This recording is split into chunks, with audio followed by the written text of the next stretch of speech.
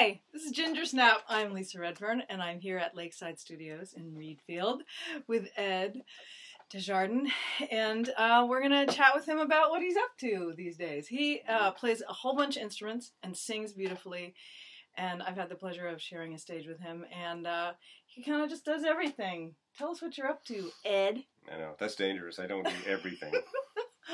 Never tell people you do everything. He does a few things. Yeah, no, my favorite thing to do is to be up here. Thanks for coming, by the way. Yeah, well, you're welcome. It's such an honor. It's beautiful today. And you drove a long way to get here, and I appreciate it. And yes, we are at Lakeside Studios. I like to have people come up and make records. It's one of my favorite things to do in the whole wide world. And they come up and sit with a song and play the song, and then just think about it for a while, and I can sort of like hear it in my head. Mm-hmm. I can hear it done, you know. And, wow. Well, so you have the producer gene. I do, not for all songs, but for a lot of them, and then so that then you just put the parts together and hope the artist likes your idea first of all, right. Run it by them, but and then boy, you know, there's so many great people to call on. It's amazing, you know, it's so amazing, and you just put all the parts together and come up with this sound, and it's just the best. It's absolutely my favorite thing to do. That's great. Well, our mutual friend Jenny Van West did her CD here, and it's terrific and beautiful. And thank you. Yeah. Hi, Jenny. Hi, Jen. You're out there watching in what do we call it? You know, in Webland. Portlandia. Portlandia, on the web, on the interweb. The interwebs. So on the interwebs. So why did you guys come to Maine? Okay, well, my father bought a camp in 1970 or 71 on this lake. We're on this Maranacook Lake. You can't see it from here, but it's right there. It's right there. Right.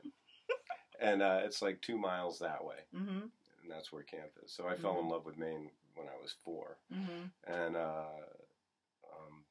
didn't build a life up here, but always thought about it, you know. Yep. And then one thing led to another, and eventually property values got kind of ridiculously high where we were. So where were you? I was in Rhode Island. Oh, yeah. So we sold the little house we built and took that and came up here and built this one. Mm-hmm. And it's been the best move ever because, you know, I mean, why did I come here? It was the childhood portion, you know, but also when I got a little older and as a developing musician to come up here and go to these open jams and stuff and meet these people, meet these amazing musicians. I had no idea. I just had no idea. Right. Yeah, Maine, if you don't know, guys out there listening, Maine is full of talent and musicians that you've never heard of and musicians that you have heard of. And we're really lucky. Yeah. You know, we're really lucky to have these resources here. Yeah, so I knew where I wanted to be. And it was also a good choice for our daughter. She was 5 when we moved here. She's 17 now. Yeah, she's all grown up. She is. She is. But it's a beautiful place to be, you know.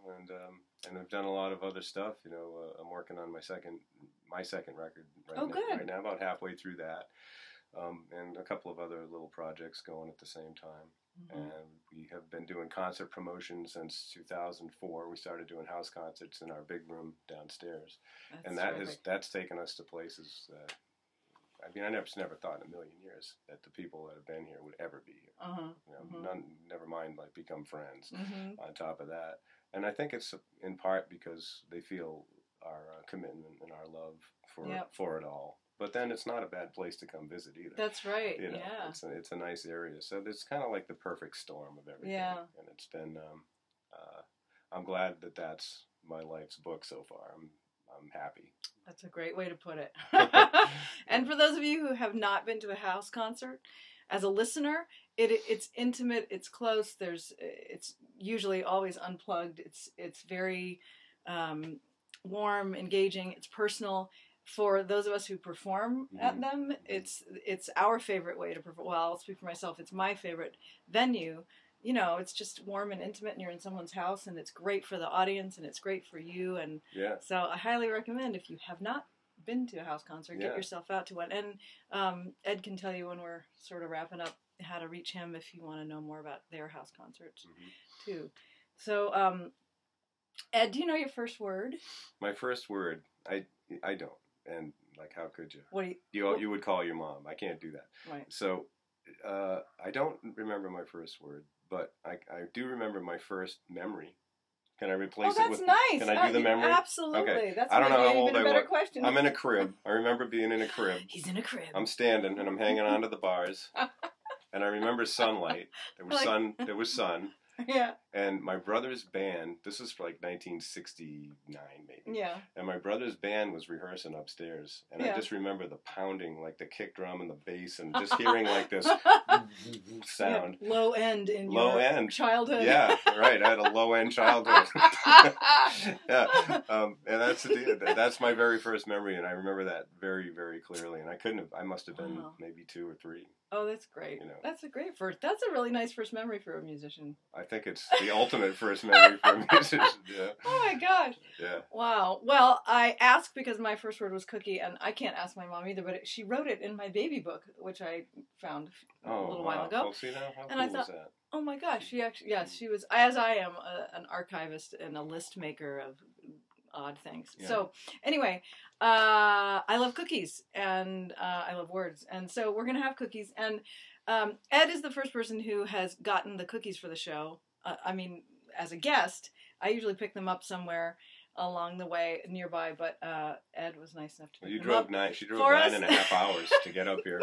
And that's the least I could do was go get the cookies, So tell us what you've got there. He got not 1, not 2, not 3, but 4. Look at this. You want to see 4? Them in 3D? 4 different kinds of cookies. Yes, okay. Okay, tell them what it is. So my dear friend Sarah Chason owns and runs the old post office cafe in Mount Vernon. So I stopped and I called first. I said, "Do you have chewy, gooey, delicious things?" And she said, "Yes." So she has dry cookies. There's no point. No, I know. So she had peanut butter, and then this is like some kind of cranberry chocolate chip, whatever. This is a blueberry, wild Maine blueberry macaroon. Okay. Oh my gosh! Holy crap! And then just to be safe, I hit the apple shed across from Ken's Hill, right up the road, and they had a jar of Gingersnap! Yay! And they're really good, so I bought a couple of those. That's the one I'm gonna. You going for the Gingersnap? Mmm. Hmm? Oh. Isn't that nice? All right. What are you gonna have? Well, I'm gonna have that too. Okay. But you know what? Oh my gosh. Yeah. It's really good. Okay, but you know this is the one. That's the star of the show, I think. Really? Okay, I'm gonna try a little bit of this. This is cranberry chocolate chip. Yeah, something like that. Woo! Yeah, and I did cheat and microwave these for like 30 seconds. Oh wow. Okay. Well. And I'm not eating these, by the way. I'm breaking my rule for you. Oh right. Right. Ed is not eating sugar. Yeah, well, I haven't made that vow. I am right now. I'm not drinking either. And I had one of those last night. So, well, hey, cat's out of the bag. Baby steps. All right. I'm gonna just take a little bit of this while you answer my next question, which is, with my mouth full. Do you is there a book that you have read recently that you would highly recommend to our listeners out there in Etherland? I mean, admittedly, I don't read that much because I just don't make the time or have the time to do it. There's the day job. There's making records. There's playing gigs. There's promoting shows. There's all of those things. Oh, and a family. I have one of those too. Who I love tremendously. So anyway, but for pure like self-preservation reasons, I got into psychology about 7 years ago, big time. Because I was fascinated by it. You were going crazy? I was going crazy, I'm kidding. And I wanted to find out why. And the house concerts link into this because the very first house concert we ever had was Francis Dunnery. He's insane and wonderful. You should check him out. Insane in a good way. Insane in a very good way. Yeah. Big, tall, British dude. Ooh, British too. Yeah. And he was going to, you would have liked him in the late 80s. Yeah, he was selling out like 10,000 seat venues in England, leather pants, long hair. Oh my gosh. Yeah. Now he's paunchy and bald like me now, but it doesn't matter. He's great. And he was going on about how he was going to be he wanted to be a psychologist, and he was getting his major and going to school for that and all this stuff. And he was going through this whole his whole tour was songwriting and everything was like all of this middle of life stuff, And boy, it just came along at the perfect time. So that got me started. And then David Sanchez came right after him, Mm-hmm. Another extremely awesome musician. Mm. And he too was kind of dabbling in that sort of thing. Mm-hmm. So The Power of Now, Eckhart Tolle, Yep. he was reading that at the time. So I read that. And but it really got me off into like Carl Jung, and then I started finding modern day healers like Robert Johnson wrote a book called Owning Your Shadow, which so whenever people are going through stuff, and who doesn't? Yeah, everybody does. Those books helped me out a lot. So and Dr. James Hollis wrote a whole bunch of awesome books. So I usually recommend those. You know, and other than that, it's like manuals to find out like how to use this thing. You know, lots of that. Yeah. So if you want to know how to run one of these mixers, I can recommend that book to you. But that's well, that's a lot of good stuff. Yeah. Yeah. So, speaking of the screen behind us, is there a car from your childhood that if you could get back, yes, there is. You would? Yeah. I feel like it's lurking behind us. It is, and that's it right there. My Aunt Yvonne had this. Let me see. I think I called my sister today to verify. I verified the make and year. It's a '66 Catalina, Pontiac Catalina. So it's 2 doors. It's amazing. If I could get any car back and take a ride in it, that would be the one. Wow, it's like a low rider. Yeah, and it had a turquoise lucite steering wheel, and about 9.5 acres of premium vinyl seat, Right. and it got like 1.5 miles to the gallon, and it floated like that. Yeah, I know that feeling. Yeah. We had a Mercury that was about that long that had that. That's the car. Bouncing along. Yeah. Well, good. I hope you can find another one somewhere. Any used car guys out there listening? I think that's for sale. Actually. Oh, really? Yeah. Oh, well. It's a lot more. She sold it to Liz for $1. Oh my gosh. Yeah, I think that's probably more than $1. All right, so this is going to be a tough one for you as a musician, but if you had to sort of crystallize a song or an album that when you feel sort of, this is how I want to ask this, when you feel sort of lost, something that is like a leitmotif that brings you back to yourself. Well, or you can answer that in a different, pretend I asked a different question. Probably it goes back to, like, I'm the last of 6 kids, so I was born in '66, so my oldest brother's 15 years older than I am, and then it's like everywhere in between. Right. So they had their record collections at the time. Yeah. Were the records of the day, which were all of the great singer-songwriters of the late '60s, all that Laurel Canyon stuff. Yep. You know, just amazing. So I had the Jackson Browne and the James Taylor and the Joni Mitchell and all of that, and that would waft out of their rooms, and I'd like sit in the hallway and just sit there. Jim Croce. Yeah, and Carole King. Right, and just listen to it all. So that's definitely in there. And then as I got older, anything Steely Dan, particularly Asia. I really love the Asia album. I love everything about it. Do you hear that, Scott Redfern? You played that on a car trip the whole time in 1980. You have excellent taste, Scott Redfern. We love you, Scott Redfern. Yeah, that's great. And then I'd say, like, for production, for this job, and what informs like my decisions about the soundscapes that I want to create for people, I'd have to say Daniel Lanois. Oh gosh, right? Yeah, he's amazing. He came out with an album in I think 2009 called "Here Is What It Is." I played that a lot. Yeah, and I listened to that so much, and I just listen. It just still blows me away every time I listen to it. And so that has a lot to do with it, I think. You know? And then he produced a really beautiful album with Emmylou Harris. Was it Wrecking Ball? He did Wrecking Ball. And Daniel Lanois produced one of her albums, and it was beautiful. Yeah, but you know what I mean? Just that 3-dimensional, big, lush, awesome soundscape, and the way he supports, and he always puts the vocal, serve the vocal, just serve the vocal. That's the deal. Don't get in the way of it. Serve the vocal. Yes. And I just love that whole philosophy and just basically everything that he's about. Yeah. You know. I appreciate that as a singer. Well, serve the vocal. A lot of times vocals get really lost in the mix, and you're fighting to hear them, and that's frustrating as a listener. Well, they're not treated as the focal point, and if you're a singer-songwriter, that's obviously or in a lot of genres, I want to hear the vocal, unless it's meant to be this multi-instrumental landscape where you don't hear the vocal. Like guitar players don't care. Yeah. They don't give a crap about vocals. They just want to hear, like, fast notes. They just want to hear their 9-minute solo. Yeah. Anyway, so I don't want to get off on the. Hey, I have a laminate.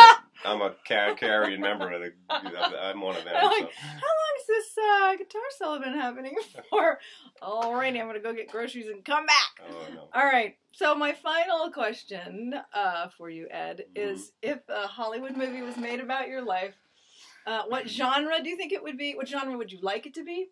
And two other questions. Who would you like to have star as you? Who do you think they would cast as you?